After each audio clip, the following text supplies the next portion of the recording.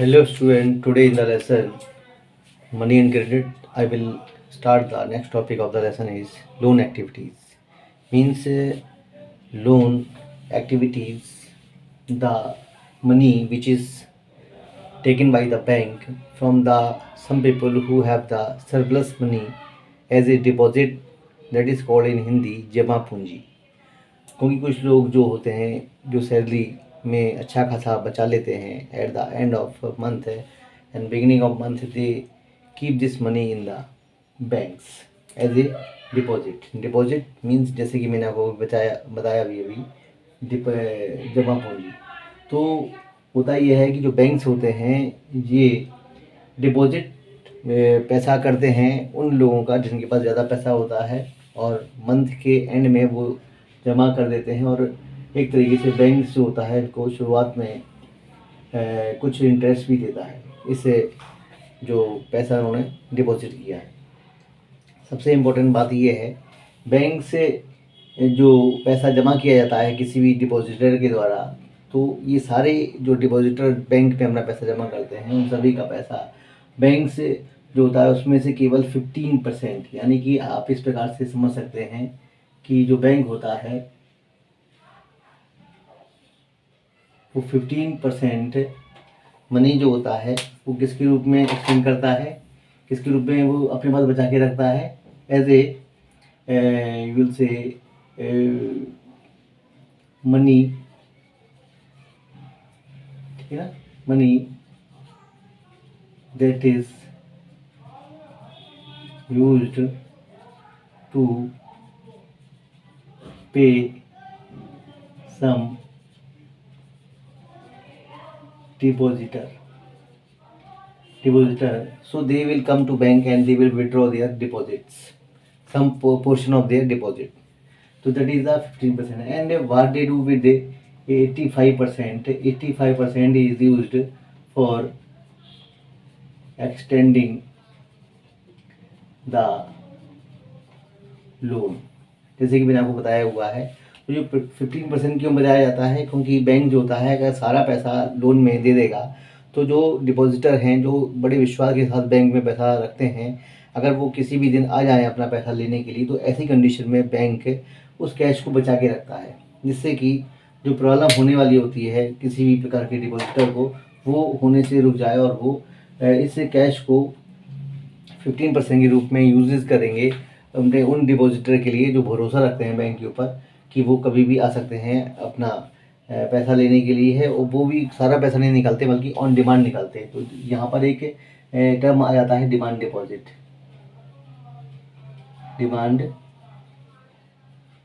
Deposit आप समझ पा रहे होंगे। इस डिमांड डिपॉजिट में जो बैंक्स होते हैं बहुत ही ज़्यादा कम लो इंटरेस्ट रेट ही देते हैं, ऑफ़र करते हैं अपने डिपॉजिटर को, और वो भी बैंक्स टू बैंक्स की जो पॉलिसीज़ होती है इंटरेस्ट देने की वो शायद अलग अलग होती है। आरबीआई फ़िलहाल इसमें अपनी पूरा सुपरविज़न रखते हैं।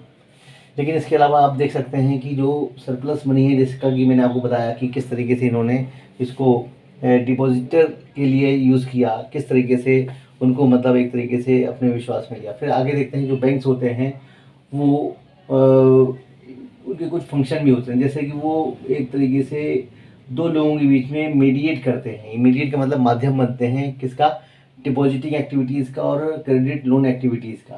सबसे इम्पोर्टेंट बात ये हो जाती है जानने के लिए कि जो ये मीडिएशन होता है बैंक के द्वारा, ये दो लोगों के बीच में एक तरीके से बैलेंस बना के रखता है, क्योंकि कुछ लोगों के पास सरप्लस मनी है, कुछ लोगों का नीड्स ऑफ मनी है। तो ऐसी कंडीशन में जो बैंक्स होते हैं इन दोनों के बीच में एक बैलेंस बना के चलते हैं, और जो बैलेंस होता है बैंक की तरफ से जो किया जाता है उसमें अब ये देख पा रहे होंगे कि यहाँ पर तो इंटरेस्ट रेट लिया जा रहा है और यहाँ पर इंटरेस्ट रेट लोगों से मांगा जा रहा है।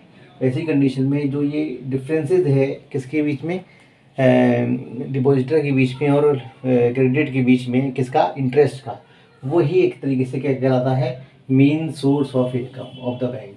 सबसे इम्पोर्टेंट बात ये हो जाती है। और हमने आपको तीसरा फंक्शन बता ही दिया है कि जो बैंक्स होते हैं सरप्लस मनी को एज एक्सटेंड करते हैं किसके लिए, लोन के लिए, जो कि 85% के आसपास हो जाता है। 85% जो पैसा होता है वो लोन के रूप में आगे बढ़ जाता है।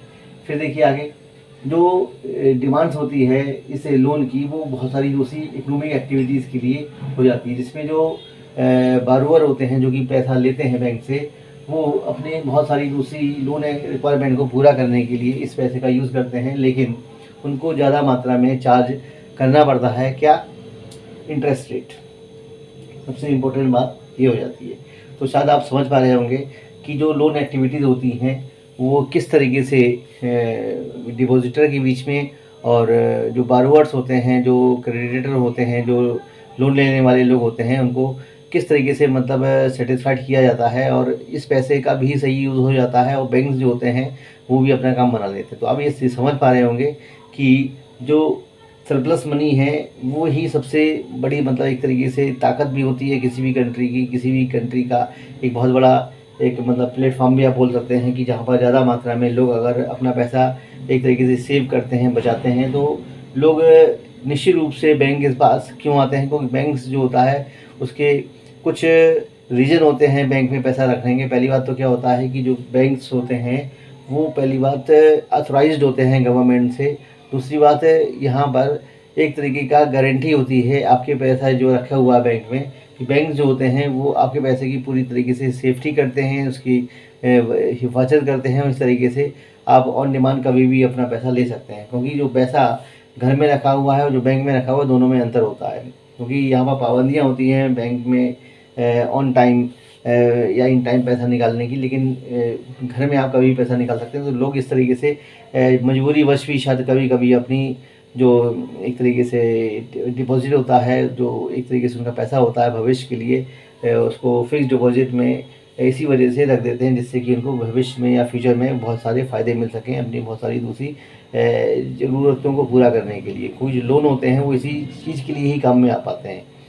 ठीक है ना स्टूडेंट? तो आपने देखा होगा कि किस तरीके से जो लोन एक्टिविटीज़ हैं वो दो लोगों के बीच में एक तरीके से ब्रिज का काम करती हैं, और डिपॉजिटर भी एक तरीके से सेटिस्फाइड हो रहते हैं और लोन से लेने वाले भी लोग सेटिस्फाइड रहते हैं, क्योंकि उनको भरोसा होता है कि जो उन्होंने लोन लिया है वो तुरंत नहीं लौटाना है, बल्कि उनको एक स्पेसिफिक टाइम दिया जाएगा जिसमें उनको ये पूरा का पूरा लोन चुका देना होगा विद इंटरेस्ट रेट के साथ। लेकिन यहाँ पर बैंक जो होता है इन सब के एवज में उनसे कुछ चार्ज भी करता है, जिसको कि हम लोग नेक्स्ट टॉपिक में डिस्कस कर लेंगे।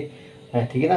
क्योंकि जो बैंक्स होता है वो किसी को यूं ही पैसा नहीं दे देगा, बल्कि बैंक्स जो है आपसे पूरी फॉर्मेलिटीज़ भी करवाएगा और फॉर्मेलिटीज़ करवाने के बाद ही आपको पैसा मिल पाएगा। यानी कि आप एक तरीके से एलिजिबल क्रेडिटर हैं कि नहीं है, बैंक इसका भी पता लगा लेगा। ठीक है स्टूडेंट? तो शायद आपको ये टॉपिक समझ में आ रहा होगा। अगर आपको समझ में आ रहा तो आप इसे निश्चित रूप से लाइक करें, इसको चैनल को सब्सक्राइब करें और कमेंट जरूर करें, जिससे कि मुझे और अच्छे वीडियो बनाने का आपसे भरोसा मिल सके, आपसे एक तरीके से मोटिवेशन मिल सके। Thank you student to listen me and watching me.